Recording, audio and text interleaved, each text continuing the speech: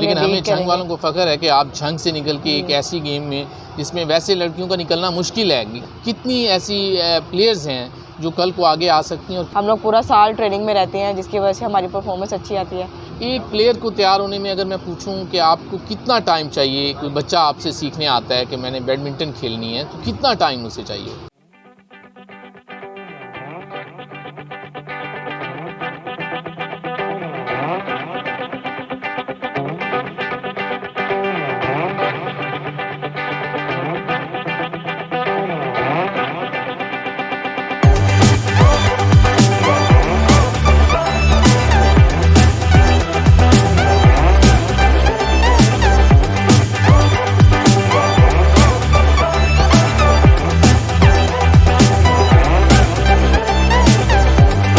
अस्सलाम वालेकुम। प्रोग्राम आपकी आवाज़ के साथ मैं हूं सैयद अदनान नूर और आज आपकी मुलाकात झंग के ऐसे सितारों से करवाने जा रहा हूं जिन्होंने झंग का नाम रोशन किया, ख़ास तौर पर बैडमिंटन की गेम।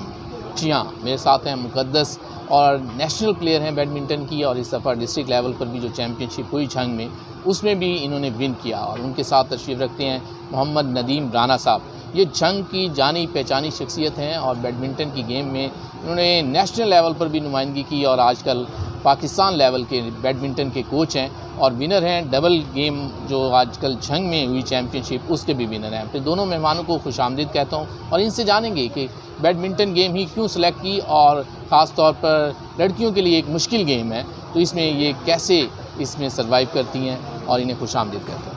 अस्सलाम वालेकुम।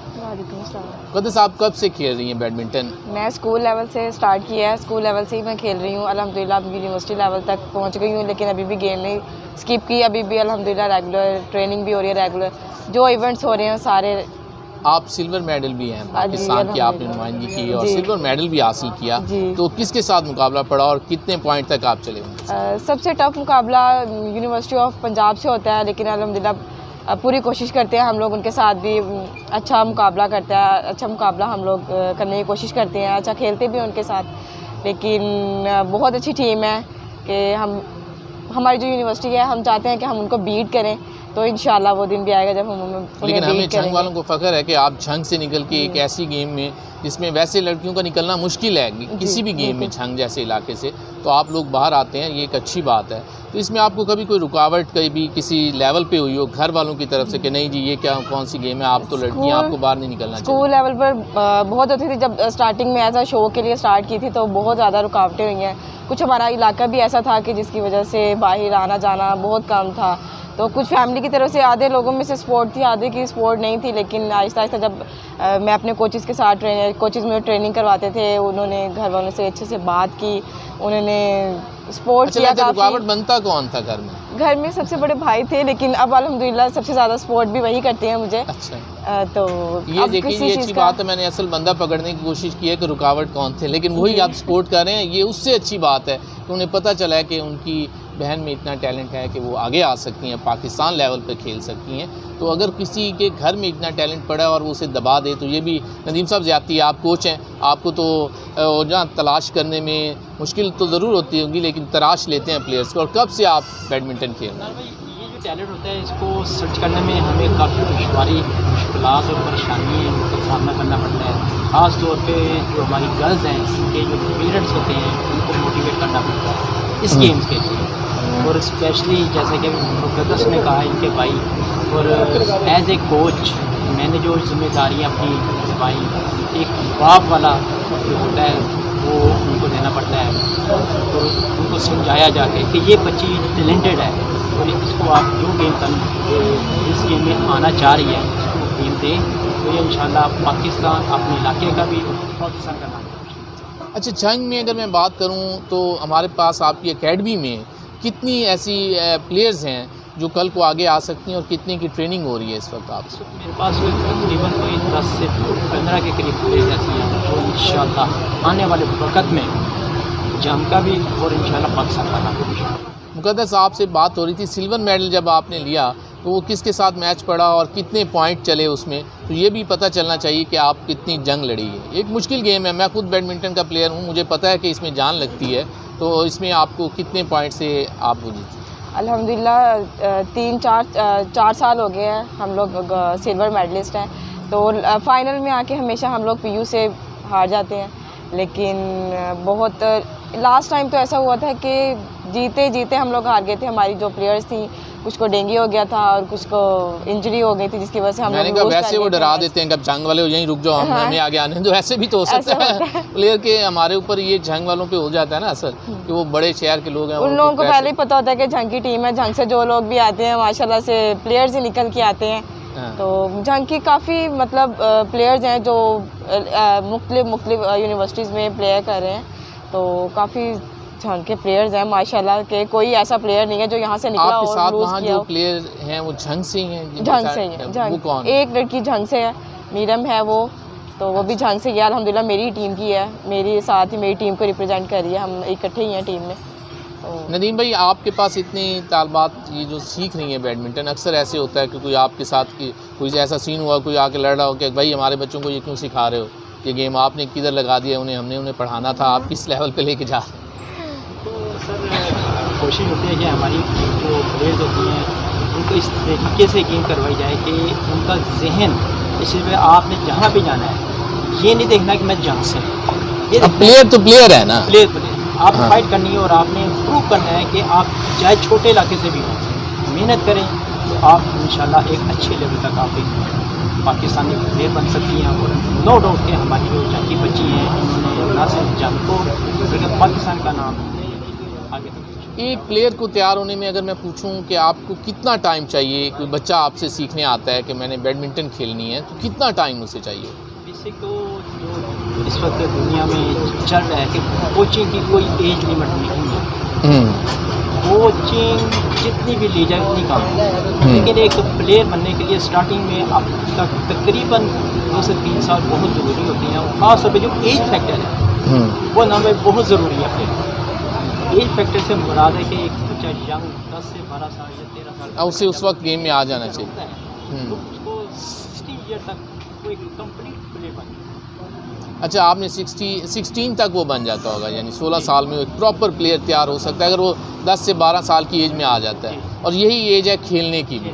अच्छा, ये वो एज है जो खेलने की है। एक हम वेटरन की कैटेगरी गिनते हैं, तो वेटरन की कैटेगरी क्या है? इसमें बहुत से लोग मैंने ऐसे देखे हैं 60-60 साल के हैं, वो खेल रहे हैं, तो इसमें कोई एज लिमिट भी है? जो कैटेगरी है वो आपने बड़ा अच्छा सवाल किया है कि वेटरन की जो कैटेगरी है वो जूनियर्स को एक दिखाने के लिए है कि गेम किसी भी एज में खेली जा सकती है अगर आप फिट रहना चाहते हैं। एज फैक्टर नहीं आना चाहिए, एज फैक्टर कौन नहीं करता। अगर आप में दम है तो आप मैदान अबूर कर सकते हैं कोई भी। और अल्हम्दुलिल्लाह कि आपने देखा अभी माशाल्लाह वेटरन हुआ, फर्स्ट टाइम मैं खेला हूँ वेटरन, लेकिन अच्छा, आप वेटरन में हैं, लगते नहीं हैं बहरहाल ये राज की बात भी है ना, कुछ राज ऐसे भी हैं, लेकिन हैं आप वेटरन में। ये मेरी कोचिंग का एक राज है।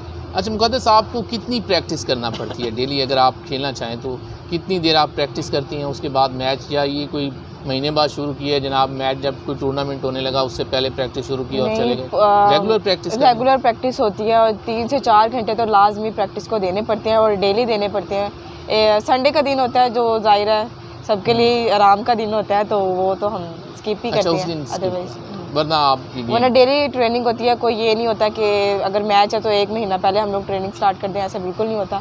हम लोग पूरा साल ट्रेनिंग में रहते हैं, जिसकी वजह से हमारी परफॉर्मेंस अच्छी आती है। अगर 1 महीना प्रैक्टिस करें पहले तो नॉर्मल यही है, या तो हम लोग फिट हो सकते हैं या तो हम अपनी ट्रेनिंग को थोड़ा बहुत खेलने के लिए फिट हो सकते हैं। लेकिन जो डेली ट्रेनिंग हम लोग करते हैं उससे ये होता है कि हमारी परफॉर्मेंस अच्छी आती है, डेली के पॉइंट्स अच्छे हो जाते हैं। अच्छा, ये गेम जानदार गेम है, इससे खेलने के लिए आपके पास एनर्जी लेवल भी वैसे होना चाहिए। तो कभी कोई साहब ने आपको ये कहा हो कि जनाब आपने ये चीज़ खा के खेलना है, ये खेलना है, तो ऐसी हिदायत भी डाइट बहुत मैटर करती है। डाइट के बगैर प्लेयर ऐसे नहीं होता कि डाइट प्लेयर को अपनी अच्छी रखनी पड़ती है, तो डाइट बहुत मैटर करती है। अगर जब कुछ खाएंगे ही नहीं तो प्लेयर ऐसे ही थोड़ी कि हम लोग हवा में ही खेल रहे होंगे, जब एनर्जी नहीं होगी। और बैडमिंटन ऐसी गेम है जिसके लिए स्टैमिना की बहुत ज़्यादा ज़रूरत होती है। स्टैमिना के बगैर हम लोग खेल ही नहीं सकते, जाहिर सी बात है। अच्छा नदीम भाई, ये गेमें चल रही होती हैं जब फर्स्ट राउंड, सेकंड, थर्ड, तो कितने पॉइंट तक लोग लड़ते हैं? और आमतौर पर ये सवाल होता है, जैसे अब हम ये टूर्नामेंट ऑर्गेनाइज़ करवा रहे थे तो मुझसे पूछा गया कि यार एक मैच कितनी देर में ख़त्म हो सकता है? तो इसका तो टाइम लिमिट तो होती ही नहीं मेरी नज़र में, आपके ख्याल में? मैच सर इसकी टाइम लिमिट होती। गेम जो है ना जी, गेम जो आपकी है वो आप जिस पॉइंट में भी हैं आप उसको पकड़ सकते हैं। अगर आप में हिम्मत है, आप चाहे आखिरी पॉइंट तक की गेम चली गई, आप उसको पकड़ सकते हैं, फाइट कर सकते हैं। किसी भी मौके पे आप लूज़, स्पोर्ट्समैन जो स्पिरिट होती है उसमें यही होता है कि आखिरी दम तक आप जीत का यकीन रख के चले ना कि मैंने जीतना है। अक्सर ऐसे हुआ और इन दिनों मैच में भी ऐसे हुआ। मुझे एक मैच का पता चला कि ऐसे ही हुआ है। मैं अगर उस वक्त जा चुका था, लेकिन पता यही चला कि लड़कों ने विन कर लिया था और उनमें जीत की लगन जिसे कहा जा सकता है वो है। तो आप पाकिस्तान की नुमाइंदगी भी कर रही हैं, जीत की लगन किस टारगेट तक है आप? अल्हम्दुलिल्लाह अभी तक तो एचईसी को रिप्रेजेंट कर रहे हैं, तो इंशाल्लाह उम्मीद है गेम छोड़ने तो नहीं है, इंशाल्लाह बनेंगे चैम्पियन भी। अच्छा, उम्मीद तो पूरी है। किस प्लेयर से आपको खौफ आता है? सामने आगे कभी कुछ शटल मार दी उसने और गुस्सा आया हो कि नहीं इसने मेरे साथ जो है ना ये। तकरीबन पाकिस्तान की गर्ल्स अल्हम्दुलिल्लाह माशाल्लाह से बहुत अच्छी प्लेयर्स अभी निकल रही हैं। तो हर एक लड़की जो जूनियर भी है माशाल्लाह से वो भी इतनी खुद पर इतना फोकस कर रही है गेम को लेकर, इतनी सीरियस है कि हमें नहीं पता चलता कि कोई जूनियर भी आके हमें हरा सकती है। तो हर जो सामने अपोजिट प्लेयर होता है उसे हमें डरना ही पड़ता है, अपनी पूरी गेम करनी पड़ती है। नहीं कभी मैं तो वो सीन पूछ रहा हूँ जिससे आपको एक प्लेयर को खौफ होता है कि सामने कोई आ गया ऐसा प्लेयर, यार ये वाकई एक ना खौफनाक प्लेयर है या जानदार प्लेयर है, कोई ऐसी प्लेयर जो सीनियर्स हैं जो माशाल्लाह से डिपार्टमेंट्स को पार्टिसिपेट कर रही हैं, डिपार्टमेंट को रिप्रेजेंट कर रही हैं, उन सबसे ही डर लगता है क्योंकि वो माशाल्लाह से सीनियर हैं। तो उनसे डर लगता है। किसी से आपको ऑफर आई हो कि आप आके? आर्मी डिपार्टमेंट से मुझे ऑफर आई है, तो अच्छा। लेकिन अभी मैं डिग्री कंप्लीट हो जाए तो उसके बाद इंशाल्लाह। ये देखें ये झंग की प्लेयर्स हैं, ये देखें नेशनल लेवल पर एक अच्छी गेम खेलती हैं और अब इन्हें आर्मी से भी ऑफ़र आ रही है। इसी तरह हमारी झंग की एकेडमी की एक और प्लेयर आज उन्होंने भी आना था, मरियम ने, वो बाबडा की नुमाइंदगी कर रहे हैं। तो ऐसे टैलेंट पड़ा है झंग में जो आगे आ सकता है। यहाँ लेंगे एक ब्रेक और ब्रेक के बाद फिर वापस आएंगे प्रोग्राम आपकी आवाज़।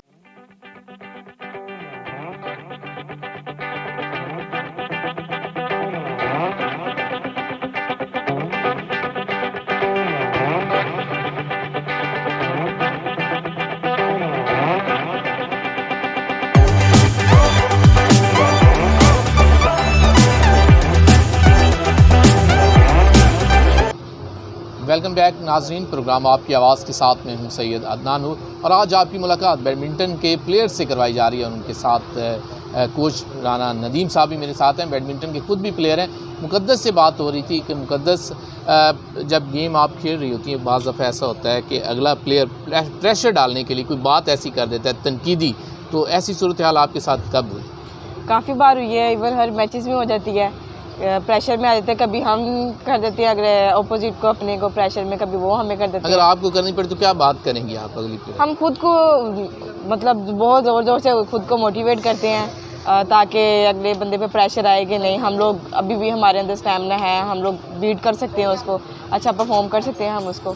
तो यही चीज़ होती है। नहीं भाई, अक्सर बातें हो जाती हैं, नौजवान तो मेरा ख्याल है काफ़ी हद तक आगे चले जाते हैं अगले प्लेयर पर तनकीद करने की हद में। तो आपके साथ भी ऐसा होता होगा जब आप गेम कर रहे होते होंगे? ये काफ़ी मतलब ऐसा होता है, लेकिन इसमें मोस्टली जो है ना हम कोशिश करते हैं कि प्लेयर को इस चीज़ के बारे में बताते हैं कि किसी भी मौके पे अपने असाब को बताओ, क्योंकि असाब जो प्लेयर होता है उसका मेन काम ही यही होता है कि अपनी किसी भी मौके पे चाहे वो पॉइंट्स की तरफ से हो या किसी भी प्लेयर्स की तरफ से उन्हें हेजिटेशन किया जाए पॉइंट के ऊपर, वो आपको होता है कि इसका मोरल डाउन किया जाए, डाउन करके इसके अगेंस्ट जितने भी पॉइंट लिए जा सकें। तो ये हम कोचिंग में अपने में प्लेयर्स को बताते भी हैं, समझाते भी हैं ताकि अपना किसी भी मौके पे अपने जहन को टेम्परामेंट नहीं तोड़ना, बर्दाश्त को साथ लेके चलना है। अगला बंदा कोई बात करता भी है तो उससे इजी लेना है। लेकिन मुकद्दस है क्योंकि लड़कियां पता नहीं क्या बात करती हैं, लड़कों का मुझे पता है ये क्या बात करती हैं। ये तो यही बता सकती हैं कोई ऐसी तनकीद कि जैसे अगली प्लेयर कुछ कह देती हो। नहीं ऐसा कुछ भी नहीं होता हमारी लड़कियों के मतलब कोई ऐसे लड़के आप बात कर रहे हैं लड़कों की, ऐसा कुछ भी नहीं होता। बस ये है कि खुद को ज़ोर ज़ोर से मोटिवेट करते हैं हम लोग और उसके अलावा कुछ भी नहीं होता। कोई ये नहीं होता कि अगला बंदा, लड़ाइयाँ हो जाती हैं, काफ़ी मैचेस होते हैं जिनमें लड़ाइयाँ हो जाती हैं कि इन्होंने हमें ऐसे कहा, ऐसा गर्ल्स में कुछ भी नहीं होता, लड़कों में हो जाता है। लड़कों में हो जाता है। लड़कों में मैंने खुद भी देखा, अक्सर मैचेस में देखती रहती हूँ, तो लड़कों में बहुत कुछ हो जाता है। आपका पसंदीदा प्लेयर कौन है मेल्स में, और उसके बाद आपकी अपनी जो लड़की हैं इनमें से एक पसंदीदा प्लेयर? हमारी पसंद मेरी लड़कियों में से है, मुझे पलवशा बहुत अच्छी लगती थी लेकिन वो अब इंजर्ड हो गई हैं, लेकिन मैं अभी भी उसको सपोर्ट करती हूँ कि वापस आएँ, वो खेलें, ज़रूर खेलें, दोबारा नेशनल प्लेयर बने। लेकिन अब माहूर अल्हम्दुलिल्लाह माशाल्लाह से माहूर हैं, 2-3 साल हो गए वो नेशनल चैम्पियन बन रही हैं। लेकिन मेरी फेवरेट जो है वो पलवशा ही थी स्टार्ट से। अच्छा, और मेल्स के मैच भी आप देखती हैं तो उनसे भी काफ़ी कुछ सीखने को तो मिल रहा होता है। मेल्स में से मुझे मुकीद की गेम बहुत अच्छी लगती है, इरफान सईद की बहुत अच्छी गेम अच्छी लगती है मुझे। हमारे जो खुद के यूनिवर्सिटी के कोच हैं जलीस खान, वो माशाल्लाह से बहुत अच्छा खेलते हैं, तो उनकी गेम भी बहुत अच्छी है। नदीम भाई से भी यही बात पूछूंगा, इन्होंने अब 40 साल हो गए हैं बैडमिंटन खेली जा रहे हैं, और आपका आइडियल प्लेयर कौन है? सर मैं गेम कर भी रहा हूँ और इसके अलावा अल्हम्दुलिल्लाह कि मैं पाकिस्तान बैडमिंटन फेडरेशन का एज ए अंपायर और टेक्निकल ऑफिशियल भी हूँ, और मैंने मुतअद्दिद नेशनल चैम्पियनशिप्स जो मैंने ऑर्गेनाइज में एज ए अंपायर मैंने की है। काफ़ी प्लेयरों के साथ मेरा एज ए अंपायर चलता रहता है, पहले एज ए प्लेयर था, अब एज ए अंपायर है जी। लेकिन उसमें सबसे जो मुझे बेहतरीन जो प्ले का लगा उसमें दारोश है, अच्छा, और अवैध जाहिद है, हाफिज इरफान सईद, और सबसे जो मोस्टली बेस्ट है 2 बरादरान हैं हाफिजाबाद के, हाफिजाबाद के प्लेयर हैं जी दोनों।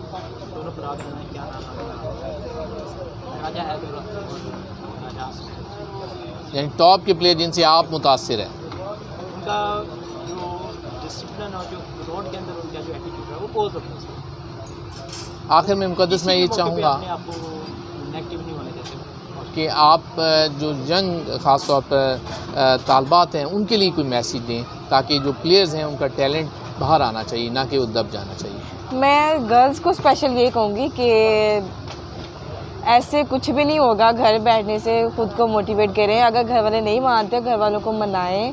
तो स्टडी में ही सब कुछ नहीं रखा। इवन मैं हूँ, मैं घर वाले अगर थोड़ा बहुत कर भी देते हैं तो मैं सीधा उनको कह देती हूँ मैं स्टडी छोड़ दूँगी, पर मैंने गेम नहीं छोड़नी, क्योंकि मैं गेम को लेके बहुत सीरियस हूँ। तो मैं यही कहूँगी कि गेम के साथ साथ स्पोर्ट्स एक्टिविटी भी होनी चाहिए, तो गेम भी खेलें। यानी अगर आपको लगता है टैलेंट है तो उसे बाहर आना चाहिए। बहुत शुक्रिया नदीम भाई आपका, मुकद्दस बहुत शुक्रिया आपका कि आपने हमें आज इस प्रोग्राम के लिए वक्त दिया। नाज़रीन, मेरी कोशिश रहेगी कि आपकी मुलाकात ऐसे ही टैलेंटेड लोगों से भी करवाता रहूं, और ऐसे लोग जो फ़ख्रे जंग हैं, जो जंग का नाम रोशन कर रही हैं, जैसे मुकद्दस ने पाकिस्तान लेवल पर जंग का नाम रोशन किया, नदीम भाई करते हैं बैडमिंटन में और नेशनल कोच हैं, तो कोशिश रहेगी कि ऐसे प्लेयर से आपकी मुलाकात करवाता रहूँ। इसके साथ ही अपने मेज़बान सैयद अदनान को इजाज़त दीजिए। अल्लाह ने